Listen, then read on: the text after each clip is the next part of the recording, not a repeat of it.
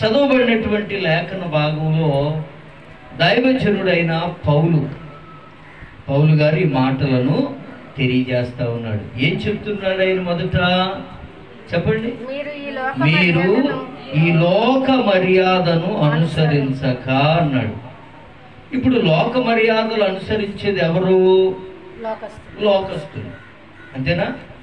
లోక మర్యాదలు అనుసరించేది ఎవరు చెప్పండి? లోకస్తులే.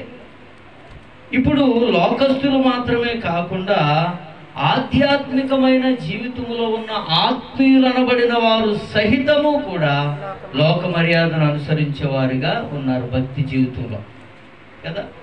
మరి లోకస్తులు, లోక మర్యాదలు అంటే లోకములో ఉన్నటువంటి సాంప్రదాయాలు, మంచి దినాలు, ముహూర్తాలు, రోజులు, ఎదుర్లు, ఇవన్నీ వాళ్ళు ఒకవేళ లోక మర్యాదను అనుసరిస్తే, మరి ఆత్మీయులైనటువంటి మనము లోక మర్యాదను అనుసరించేది ఏంటి చెప్పండి?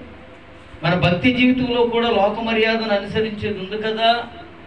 అదే యెషయా గ్రంథంలో రాయబడింది కదా. ఏమంటాడు? వారు పెదవులతో నన్ను ఆరాధించుచున్నారు కానీ వారి హృదయము నాకు దూరముగా ఉంది. వారు నా ఎడల చూపు భయభక్తులు మానవుల విధులను బట్టి నేర్చుకున్నారు. ఇప్పుడు అర్థమైందా? ఇప్పుడు మనం కూడా ఏం చేస్తున్నాం? లోక మర్యాదనే అనుసరిస్తూ ఉన్నాం. అర్థమైందా? ఎవరి ఎడలో నేర్చుకున్నారంట భక్తి?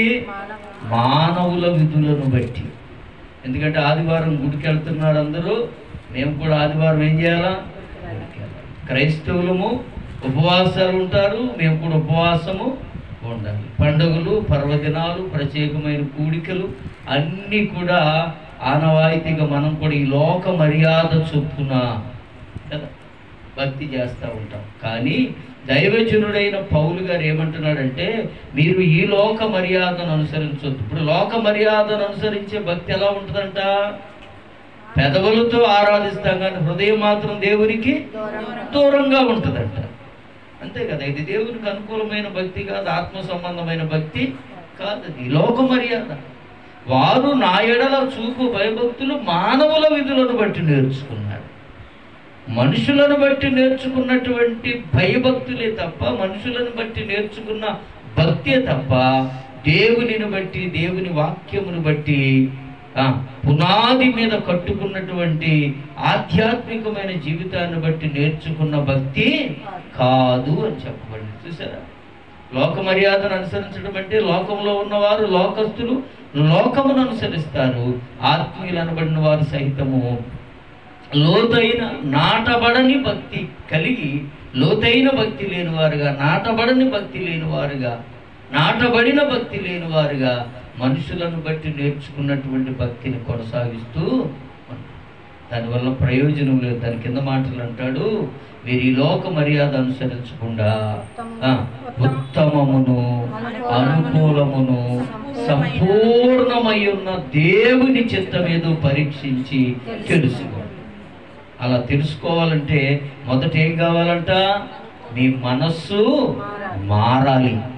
మనసు మారితే ఇంకా ఏముందో తెలుసుకోవాలని అనిపిస్తుంది. మనసు మారలేదనుకో ప్రస్తుతానికి చాలే అనిపిస్తుంది కదా. ఇది అయిపోయి ఇంకో ప్రోగ్రాం ఉంటుంది కదా కదా. దేవుని మందిరంలో కూర్చున్నప్పుడు ఇది అయిపోయిన వెంటనే ఇంకో ప్రోగ్రాం ఉందనుకో, ఈ మాటలు ఎక్కడికి వెళ్ళవు? మదిలోకి వెళ్ళవు. ఇక ఎంతసేపు కూడా ఇంకెంతసేపటికి అయిపోద్ది, ఇంకెంతసేపటికి అయిపోద్ది అనిపిస్తానే ఉంటుంది తప్ప ఒక్క మాట కూడా మదిలోనికి వెళ్ళదు. దేవుని సన్నిధిలో కూర్చున్నప్పుడు ఆశ కలిగి కూర్చోవాలి. ఎలా కూర్చోవాలి చెప్పండి?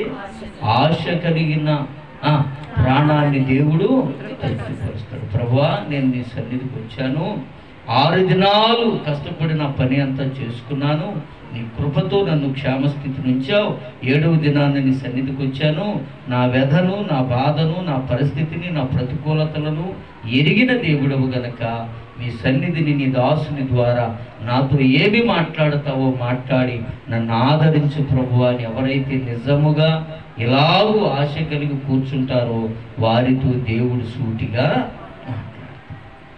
కాబట్టి మనం ఈ లోక సంబంధమైనటువంటి మనుషుల వలె మనము నామకార్థమైనటువంటి భక్తిలో కొనసాగితే ఎన్ని సంవత్సరాలు ఆ రీతిగా కొనసాగిన ప్రయోజనము లేదు.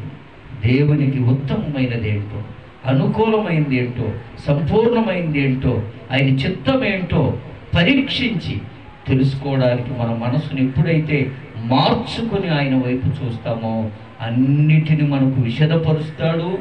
ఉపదేశానుసారముగా ఆయన మనలను కట్టి ఆయన రాకడకు సిద్ధపరుస్తాడు. అట్టి కృప దేవుడు దయచేయునుగాక. ఆమేన్.